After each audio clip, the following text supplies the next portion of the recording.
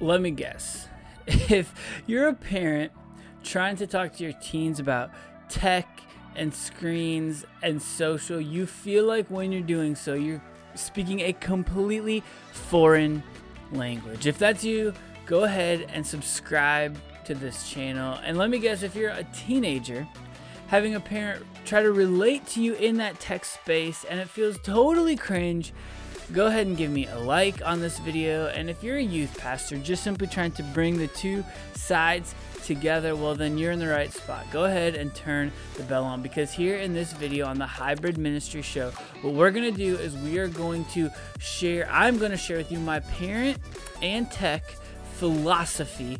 I'm also going to share with you 5 great questions that you can use to start with a family to open up good discussion around technology. If you're a parent, I'm going to share with you my top 3 monitoring resources. And finally, stick around to the very end of the video, because I'm going to share with you a worksheet that has not only those 5 good questions shared in this video, but some bonus questions that you can hop over and that you can download. My patrons get it for free. If you're a youth pastor, it's only $4 per month. You'll get all the worksheets that are included in this current playlist that's linked right here that we're in. We're now in part 3 of 4 of this parent, tech, and screens worksheet and playlist, where I'm sharing a worksheet in every single video.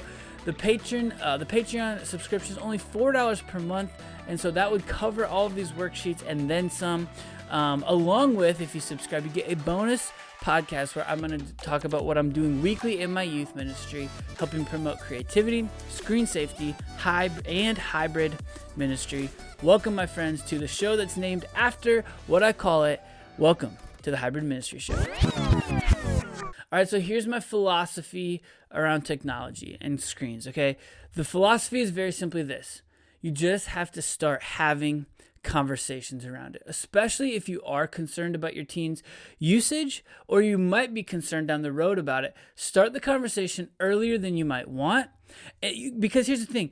If you've downloaded either of my last 2 worksheets, right, the digital detox worksheet or the feed audit worksheet, what you've got to come to understand is that both of those are set to help open up and promote a conversation between parents and between teenagers. But if you're concerned about it, the way we as parents often handle it is we have some big explosive sort of like come to Jesus reckoning moment where we think we did the job.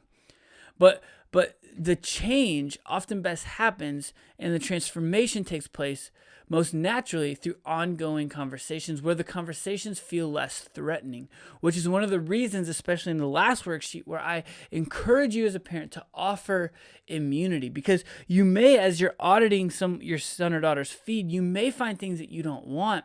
But because you're saying, hey, listen, it's going to be okay, we're going to work through this together, you're offering them the ability to actually open up and have that conversation, which is ultimately what you're hoping. You're hoping that the conversation will lead to heart and life change and transformation over time, as opposed to just like adjusting and changing the behavior. That's just simply behavior modification. That's white knuckling it, as opposed to genuine, true heart change. That's the goal of all pastors, should be of all churches, and it's definitely the goal of Jesus. And so lead with grace and understanding versus annoyance and constant frustration. And when you start with that, it hopefully will start to crack open the door towards honest conversations. And so with that philosophy as the foundation, as the backdrop of all of this, let's walk in to these 5 questions. And if you're here in a workshop, I want to encourage you after each question to just pause it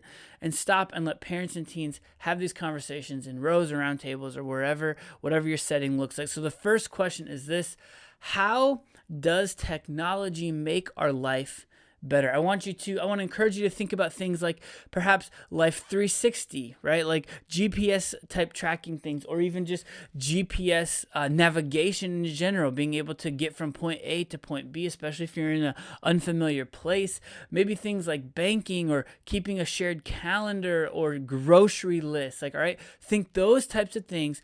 In what ways do those things make technology better. If you're watching here in a workshop, go ahead, pause this video, and I'll let you have a chance to discuss. But for the rest of us here on YouTube, I want you to now think and ask through this second question, which goes like this: how well do you think and if you're a parent, I want to encourage you to ask this question, being willing to be vulnerable, being willing to put yourself out there in such a way. How well do you feel like I balance my screen time? All right. And again, this is going to cause you and have to ask you to be a little bit vulnerable. And maybe even during this section here, when you're having this discussion with your teen, I want to encourage you to maybe look up your current screen time reports. And if you're not happy with, or you're unsatisfied with what that says, I want to encourage you then to maybe set a goal for something new. So if you're watching this live, if you're having a discussion, go ahead, pause the video now. But for the rest of us, we're going to move on here to question number 3, which is this: what is your most visited website or app, and why? Right? And here's why. The and why part of this question helps you get a peek into their soul a little bit. All right, it helps reveal their hobbies or their desires, right? Like for me, what I would say one of the most visited things for me is like Instagram. And the reason I like Instagram is because I have a heavy basketball algorithm, and I'm a huge basketball fan.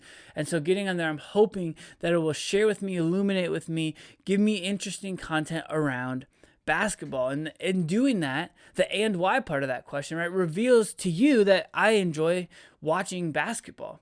And so the and why part of that question hopefully will help reveal on both sides, student and parent, what it is that they're into, what it is that they're actually looking for, what it is that their phone is feeding them that they are finding so interesting. So go ahead, pause the video, and take a minute to discuss that. But for the rest of us, we're going to move on here to question number 4, which says, do you feel as though technology brings our family together or tears us apart? And again, I want to consider allowing this conversation to be a free-flowing conversation. Let it have immunity. You don't get defensive, regardless of what the answer is. Don't get defensive. Hear the other person's side. All right? I often use the phrase perception is reality. And so in this case, allow their perception to be the reality. Don't argue it. Don't fight it, but just let them say and speak their piece. So go ahead, take a minute, have this discussion. For the rest of us, we're going to move on here to question number 5, which is this: would you prefer more or less phone time? Personally, would you prefer to have more, or would you prefer to have less phone time? Again, speak freely. Again, no judgment, okay? But based on their answers, I want you to set a family goal to work on it together, especially if you are saying you want to have less of it. Then I want to encourage you to link down below my DETOX worksheet, which will give you 5 tips to work together better as a family to detox the amount of times that you're spending on screen. But I want to say right now, linked down below are the 3 tools. It's linked to a video, the 3 tools that I recommend you exploring for better screen usage and perhaps even more restrictions on phones if that is something that you're looking to go towards. And so in that video, I debate between Aura plus Circle. I debate between the Bark family of products, Bark phones and Bark monitoring. And then I also share with you my recommended resource called Covenant Eyes. And why I prefer to use Covenant Eyes is because it has constant screen monitoring. It is analyzing screenshots on a constant basis of every single thing that is being viewed on your screen, right? Because the difference is if it's just URL based, you can sort of find workarounds to that. Look at your teenager right now. If you're still in this workshop, they know that they can find workarounds to that. But if they want and you want to have a more holistic and a more robust monitoring system, Covenant Eyes will do that. And best yet, if you have an Android, it will do it on every single thing that is seen and is visible on your screen at any given time. Where in Apple, it's only showing you what you're using inside the Covenant Eyes browser. That's simply just to their technology and their API type settings. And so if your son or daughter does have an iPhone, as much as the social capital will go down because you have to get them away from the blue bubbles, and Android is better for their long-term purity and for your perhaps peace of mind. And so again, I want to thank you for watching this video. Listen, if you're a youth pastor, I want to encourage you to hop down the link down in the show notes and grab this this parent tech talks and this parent and teen tech talks worksheet and pass it out at maybe a parent and tech workshop, even go back and use this video to use it as a springboard for conversations, where in this worksheet, it's going to allow both sides to kind of share their perspectives on technology usage, as well as offer a slew of other bonus questions. But linked right here in the fourth and final installment of this playlist is a video I'm titling From Screen to Scene, and we're going to talk about how to be more present in an always digital world. Thank you for sticking around for this entire video, and don't forget, my friends, as always, to stay hybrid.